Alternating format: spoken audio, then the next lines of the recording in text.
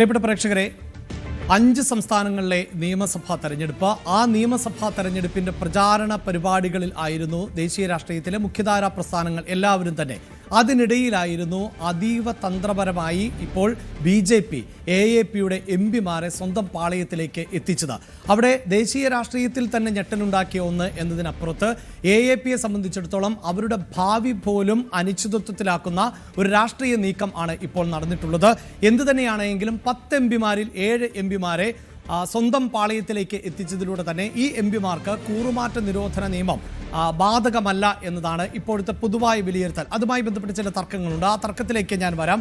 അതിനു മുമ്പ് ഇപ്പോൾ ഈ MPമാർ കൂറുമാറിയതോടുകൂടി AAPയെ സംബന്ധിച്ചിടത്തോളം അലട്ടുന്നത് അവർക്ക് ഇപ്പോൾ രാജ്യത്ത് അധികാരത്തിലുള്ള മറ്റൊരു സംസ്ഥാനം എന്നത് പഞ്ചാബാണ്. നമുക്കറിയാം, രാജ്യത്ത് തന്നെ വലിയൊരു പ്രതിഷേധത്തിലൂടെ, അതായത് ലോക്പാൽ നടപ്പിലാക്കുന്നതുമായി ബന്ധപ്പെട്ട അന്ന ഹസാരിയുടെ നേതൃത്വത്തിൽ ഉള്ള പ്രതിഷേധം ഡൽഹിയിലുണ്ടാകുന്നു. അതിൻ്റെ മുൻനിര പോരാളി എന്ന നിലയിലായിരുന്നു അരവിന്ദ് കെജ്രിവാൾ എത്തിയത്. അങ്ങനെ അരവിന്ദ് കെജ്രിവാൾ അഴിമതിക്ക് എതിരായ പോരാട്ടത്തെ മുന്നിൽ നിന്ന് നയിക്കുകയും അതിൻ്റെ അടിസ്ഥാനത്തിൽ രൂപീകൃതമാവുകയും ചെയ്തിരുന്ന പൊളിറ്റിക്കൽ പാർട്ടിയാണ് ആം ആദ്മി പാർട്ടി എന്നത്. എന്നാൽ പിന്നീട് ഇതേ ആം ആദ്മി പാർട്ടിയുടെ മുഖ്യമന്ത്രിയായിരുന്ന അരവിന്ദ് കെജ്രിവാൾ ജയിലിൽ അകപ്പെടുന്ന സാഹചര്യം ഉണ്ടാകുന്നു. അത് മദ്യനയവുമായി ബന്ധപ്പെട്ട ആരോപണങ്ങളാണ്, ഒപ്പം വിദ്യാഭ്യാസ നയവുമായി ബന്ധപ്പെട്ട ആരോപണങ്ങളാണ്. എന്നാൽ പിന്നീട് അദ്ദേഹം ജയിൽ മുക്തനാവുകയും, അതായത് അന്വേഷണ ഏജൻസികൾ പോലും കോടതിയുടെ ഭാഗത്ത് നിന്ന് വലിയ വിമർശനം നേരിടുകയും ചെയ്തു.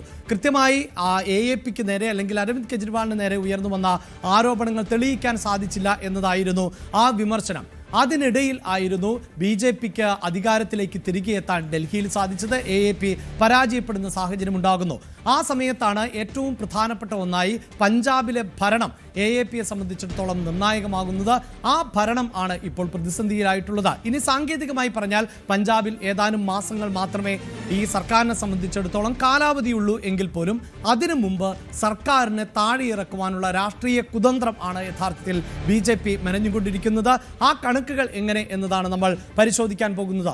പഞ്ചാബ് നിയമസഭയിലെ ആകെ സീറ്റുകളുടെ എണ്ണം പരിശോധിക്കുമ്പോൾ 117 സീറ്റുകൾ ആണ് ഉണ്ടായിരുന്നത്. പ്രത്യേക രാഷ്ട്രീയ സാഹചര്യത്തിൽ ആയിരുന്നു കഴിഞ്ഞ നിയമസഭാ തെരഞ്ഞെടുപ്പ് പഞ്ചാബിൽ നടന്നത്. ഒരു പക്ഷേ BJP അധികാരത്തിലേറിയതിനു ശേഷം, അതായത് നരേന്ദ്രമോദി അധികാരത്തിൽ ഏറിയതിനു ശേഷം നരേന്ദ്രമോദി മുന്നോട്ട് വെച്ച ഒരു പോളിസിയിൽ നിന്ന് പിന്മാറിയ ഏക സംഭവമേ ഉള്ളൂ. അത് കർഷക ബിൽ എന്നതായിരുന്നു, കർഷക ഭേദഗതി ബിൽ എന്നതായിരുന്നു. അത് പഞ്ചാബിലെയും ഹരിയാനയിലെയും കർഷകരുടെ വലിയ പ്രതിഷേധങ്ങളെ തുടർന്നായിരുന്നു ആ ബില്ലിൽ നിന്ന് കേന്ദ്ര സർക്കാരിന് പിന്നോട്ട് പോകേണ്ടതായി വന്നത്. ആ ബിൽ അവതരിപ്പിച്ചതോടുകൂടി പഞ്ചാബിൽ വലിയ തോതിൽ BJPക്ക് തിരിച്ചടി ഉണ്ടാകുന്ന രാഷ്ട്രീയ സാഹചര്യവും ഉണ്ടായി. അതിനെ കൂടി മുതലെടുത്തുകൊണ്ടായിരുന്നു AAP മുന്നോട്ട് പോയത്. അങ്ങനെയാണ് ഭഗവന്ത് മാൻ എന്ന ടെലിവിഷൻ താരം, ഒരു കൊമേഡിയൻ കൂടിയായിട്ടുള്ള ഭഗവന്ത് മാൻ അവിടെ മുഖ്യമന്ത്രിയാവുകയും ചെയ്തത്. അപ്പോഴാകട്ടെ 92 അംഗങ്ങളുടെ കൃത്യമായ മെജോറിറ്റി, അതായത് മൃഗീയമായ ഭൂരിപക്ഷം എന്ന് തന്നെ പറയാം. കാരണം 117 നിയമസഭാ സീറ്റുകളിൽ 92 സീറ്റുകളിലും AAP വിജയിച്ചു എന്ന് പറയുമ്പോൾ കൃത്യമായ മെജോറിറ്റിയാണ് അവിടെ ലഭിച്ചത് എന്നത് മാത്രവുമല്ല, BJPയെ സംബന്ധിച്ചിടത്തോളം കേവലം 2 അംഗങ്ങളിലേക്ക് ആ അംഗബലം ചുരുങ്ങിപ്പോയി എന്നതിൽ നിന്ന് തന്നെ എത്രത്തോളം ശക്തമായ ഒരു പ്രതിഷേധം, ജനവികാരമായിരുന്നു പഞ്ചാബിൽ കഴിഞ്ഞ നിയമസഭാ തെരഞ്ഞെടുപ്പിൽ ഉണ്ടായത് എന്നത് പ്രകടമാണ്. ഇവിടെയാണ് BJP ഇപ്പോൾ നടത്തുന്ന നീക്കങ്ങൾ പ്രധാനപ്പെട്ടതായി മാറുന്നത്. അതായത് നിലവിൽ ഈ നീക്കങ്ങൾക്ക് നേതൃത്വം നൽകിയവർ, അതായത് 2022 പഞ്ചാബിലെ നിയമസഭാ തെരഞ്ഞെടുപ്പിനെ നയിച്ചവർ തന്നെയായിരുന്നു എന്നതാണ് എടുത്തു പറയേണ്ടത്. ഇപ്പോൾ കൂറുമാറിയിട്ടുള്ള രാഘവ് ചന്ദയും സന്ദീപ് പാഠക്കും ആയിരുന്നു പഞ്ചാബിൽ കേന്ദ്രീകരിച്ചുകൊണ്ട് സ്ഥാനാർത്ഥികളെ നിർണയിച്ചത്, തെരഞ്ഞെടുപ്പ് തന്ത്രം മെനഞ്ഞത്, തെരഞ്ഞെടുപ്പ് പ്രചാരണ വിഷയങ്ങൾ നിശ്ചയിച്ചത്, ജനങ്ങളിലേക്ക് കൂടുതൽ ഇറങ്ങിച്ചെന്നത്. ഇവരുടെ തന്ത്രങ്ങൾ കൂടിയാണ് 2022 പഞ്ചാബിൽ അധികാരത്തിൽ ഏറുന്നതിന് AAPയെ സഹായിച്ചത് എന്നതാണ് ഏറ്റവും പ്രധാനപ്പെട്ടത്. അപ്പോൾ ഈ 2 നേതാക്കൾ, അതായത് രാഘവ് ചന്ദയ്ക്കും സന്ദീപ് പാഠക്കിനും ഇപ്പോഴും പഞ്ചാബിലെ AAPയിൽ വലിയ സ്വാധീനമാണ് ഉള്ളത്. ഒരു പക്ഷേ കുറച്ചുകൂടി കൃത്യമായി പറഞ്ഞാൽ അരവിന്ദ് കെജ്രിവാൾ മുന്നിൽ നിന്ന് നയിക്കുമ്പോൾ തന്ത്രങ്ങൾ മെനയുന്നതിൽ ഏറ്റവും പ്രധാനപ്പെട്ട 2 മുഖങ്ങൾ ആയിരുന്നു രാഘവ് ചന്ദയുടെയും സന്ദീപ് പാഠക്കിൻ്റെയും. അതുകൊണ്ട് തന്നെ ഒരു പക്ഷേ അരവിന്ദ് കെജ്രിവാളിനേക്കാൾ, അല്ലെങ്കിൽ അവിടുത്തെ മുഖ്യമന്ത്രിയായിട്ടുള്ള ഭഗവന്ത് മാനിനേക്കാൾ കൂടുതൽ BJP MLA-മാർക്കിടയിലും നേതാക്കൾക്കിടയിലും, AAP MLA-മാർക്കിടയിലും നേതാക്കൾക്കിടയിലും സ്വാധീനം ചെലുത്താൻ പറ്റുന്ന 2 നേതാക്കൾ ആണ് രാഘവും സന്ദീപും എന്നതാണ്. ഇപ്പോഴിതാ ഈ രണ്ടു പേരുടെയും നേതൃത്വത്തിൽ പഞ്ചാബിൽ നടക്കുന്ന പൊളിറ്റിക്കൽ നീക്കങ്ങളുടെ കണക്ക് ഇപ്രകാരമാണ്. അതായത് AAPക്ക് 92 MLA-മാർ ആണ് പഞ്ചാബിൽ ഉള്ളത് എങ്കിൽ അതിൽ 42 പേർ, 3 മന്ത്രിമാർ ഉൾപ്പെടെ 42 പേർ ഇപ്പോൾ തന്നെ BJPയിൽ ചേരാൻ സന്നദ്ധരാണ് എന്നതാണ് മനസ്സിലാക്കാൻ സാധിക്കുന്നത്. എന്നാൽ നിലവിൽ ഈ കൂറുമാറ്റ നിരോധന നിയമം എന്നത് ഭരണഘടനയിലെ ഒരു ഷെഡ്യൂൾ ആണ്. ആ ഷെഡ്യൂൾ പ്രകാരം എന്നത് ഏതെങ്കിലും ഒരു പൊളിറ്റിക്കൽ പാർട്ടി തെരഞ്ഞെടുപ്പിൽ മത്സരിച്ച് ആ പൊളിറ്റിക്കൽ പാർട്ടിയുടെ ലേബലിൽ ജനപ്രതിനിധികൾ തെരഞ്ഞെടുക്കപ്പെട്ടാൽ പിന്നീട് അവർ ആ പൊളിറ്റിക്കൽ പാർട്ടി വിട്ട് മറ്റൊരു പൊളിറ്റിക്കൽ പാർട്ടിയുടെ ഭാഗമായാൽ അവർ അയോഗ്യരാകും. പക്ഷേ അതേ പൊളിറ്റിക്കൽ പാർട്ടിയിലെ 2/3 അംഗങ്ങളും ആ പാർട്ടി വിട്ട് ആണ് മറ്റൊരു പാർട്ടിയിൽ ചേരുന്നത് എങ്കിൽ അത് ബാധകമാകില്ല എന്നതാണ് ഷെഡ്യൂളിൽ പറയുന്നത്. പക്ഷേ അതുമായി ബന്ധപ്പെട്ട് ഇപ്പോഴും തർക്കമുണ്ട്. അതായത് ഒരു പൊളിറ്റിക്കൽ പാർട്ടി വിട്ട് ഇത്രയധികം അംഗങ്ങൾ പോകുമ്പോൾ ആ പാർട്ടി ഏത് രാഷ്ട്രീയ പാർട്ടിയിലേക്കാണോ പോകുന്നത് ആ പാർട്ടിയിൽ ലയിക്കണം. അപ്പോൾ മാത്രമാണ് കൂറുമാറ്റ നിരോധനം നിയമം ബാധകമാകാതിരിക്കുക എന്ന ഒരു വാദം ഉണ്ട്. പക്ഷേ നമുക്കറിയാം ഗോവയിലടക്കം 15 കോൺഗ്രസ് അംഗങ്ങൾ ഉണ്ടായിരുന്നു. അവിടെ നിന്ന് 10 കോൺഗ്രസ് അംഗങ്ങൾ BJPയിലേക്ക് ചേർന്നപ്പോൾ അവരെ കൂറുമാറ്റത്തിന്റെ പേര് സ്പീക്കർ പുറത്താക്കിയില്ല. അതിനെ ചലഞ്ച് ചെയ്തുകൊണ്ട് കോടതിയിലെത്തിയിരുന്നു. അപ്പോഴും കോടതി ഈ BJPയിലേക്ക് പോയവർക്ക് അനുകൂലമാകുന്ന നിലപാടാണ് സ്വീകരിച്ചത്. ഒരു പക്ഷേ വരും ദിവസങ്ങളിൽ AAP നിലവിൽ കോടതിയടക്കം, അതായത് ഈ രാഘവ് ചന്ദ ഉൾപ്പെടെയുള്ള MP-മാർ കൂറുമാറിയതിൽ കോടതിയടക്കം സമീപിച്ചേക്കാം. കാരണം AAP ഇപ്പോഴും BJPയിലേക്ക് ലയിക്കാത്ത സാഹചര്യം ആണ് ഉള്ളത്. അതുകൊണ്ട് അതിന്റെ വിധി വളരെ നിർണായകമാകുവാനും സാധ്യതയുണ്ട്. അതെന്തുമായിക്കൊള്ളട്ടെ, AAPയെ സംബന്ധിച്ചിടത്തോളം 92 അംഗങ്ങളിൽ 42 പേർ ഇപ്പോൾ തന്നെ BJPയിലേക്ക് പോകാൻ ഒരുക്കം എന്ന് പറയുമ്പോൾ കൂറുമാറ്റം ഒഴിവാക്കുന്നതിനുള്ള നീക്കമാണ് ഇപ്പോൾ BJPയിൽ നടക്കുന്നത് എന്നാണ് നമുക്ക് മനസ്സിലാക്കാൻ സാധിക്കുന്നത്. നേരത്തെ സൂചിപ്പിച്ച ഈ രാഘവ് ചന്ദയെ ഉൾപ്പെടെ ഇതുമായി ബന്ധപ്പെട്ട് BJP ചുമതലപ്പെടുത്തിയിട്ടുണ്ട് എന്നും ദിവസങ്ങൾക്കുള്ളിൽ തന്നെ ഈ 42 എന്ന സംഖ്യ 63ലേക്ക് എത്തിക്കാൻ BJPക്ക് സാധിക്കും എന്നുമാണ് BJPയുടെ നേതൃത്വത്തിൽ നിന്ന് ലഭിക്കുന്ന വിവരങ്ങൾ. അങ്ങനെയെങ്കിൽ BJP അതിനുവേണ്ടിയുള്ള കാത്തിരിപ്പിൽ ആണ്. ഇപ്പോൾ തന്നെ നമുക്കറിയാം 92 AAP അംഗങ്ങളാണുള്ളത്. അതിൽ 42 പേർ കൂറുമാറുകയാണ് എങ്കിൽ സർക്കാർ താഴെ വീഴുന്ന സാഹചര്യമാണ് ഉണ്ടാകുന്നത്. പക്ഷേ എന്താണ് ഇവിടുത്തെ പ്രതിസന്ധി? ഈ 42 പേർ മാത്രമാണ് കൂറുമാറുന്നത് എങ്കിൽ അവർ നിലവിൽ MLA-മാർ അല്ലാതെയാകുന്ന സാഹചര്യമുണ്ടാകും.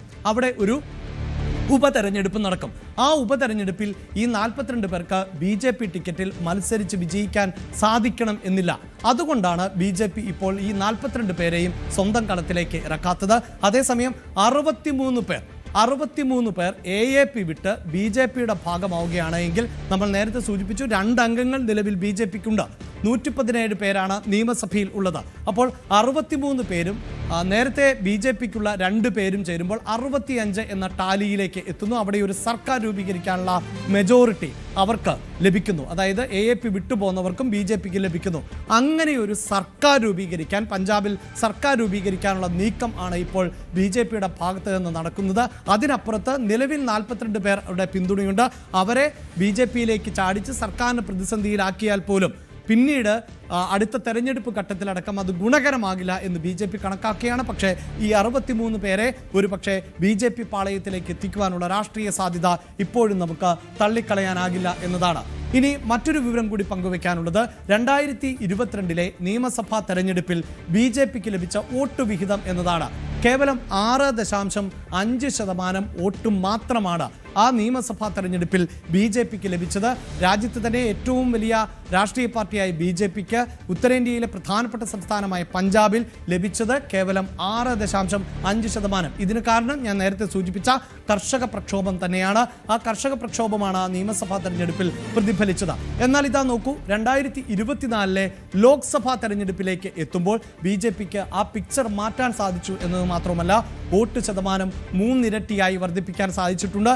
നിലവിൽ 18.5% എന്നതാണ് BJPയുടെ വോട്ട് നില പഞ്ചാബിൽ. അപ്പോഴും BJP കണക്കാക്കുന്നത് ഈ നിയമസഭാ തെരഞ്ഞെടുപ്പും ലോക്സഭാ തെരഞ്ഞെടുപ്പും തമ്മിൽ വ്യത്യാസമുണ്ട് എന്നും വോട്ടർമാരുടെ മനോനിലയിലടക്കം മാറ്റമുണ്ട് എന്നുമാണ്. അതുകൊണ്ട് തന്നെ ഒരു ബൈ ഇലക്ഷൻ നടന്നാൽ, ഉപതെരഞ്ഞെടുപ്പ് നടന്നാൽ കാര്യമായ പുരോഗതി BJPക്ക് ഉണ്ടാവില്ല. അതായത് AAP നേതാക്കൾ കൂറുമാറിയാൽ പോലും തെരഞ്ഞെടുപ്പ് നടന്നാൽ ഒരുപക്ഷെ വോട്ടർമാർ ഇനിയും AAP തന്നെ പിന്തുണച്ചേക്കും എന്ന ഒരു സാധ്യതയാണ് BJP മുന്നിൽ കാണുന്നത്. അതുകൊണ്ടാണ് നിലവിൽ സർക്കാരിനെ അട്ടിമറിക്കാൻ ഇപ്പോൾ BJP തയ്യാറാകാത്തത് എന്ന് വേണം നമുക്ക് അനുമാനിക്കാൻ. പ്രിയ പ്രേക്ഷകരെ, മറ്റൊരു കാര്യം കൂടി ഓർമ്മിപ്പിക്കാനുള്ളത്, നിലവിൽ ഈ MP-മാരെ ആണ് മറുകണ്ഠം ചാടിക്കാൻ BJPക്ക് സാധിച്ചത്. ഇപ്പോൾ BJP തന്നെയാണ് രാജ്യ തലസ്ഥാനമായ ഡൽഹി ഭരിക്കുന്നത് എങ്കിൽ പോലും അവിടെയും AAPയെ ഇല്ലാതാക്കുക, ശിഥിലമാക്കുക എന്ന കൃത്യമായ അജണ്ടയോടുകൂടി തന്നെയാണ് BJP മുന്നോട്ട് പോകുന്നത്.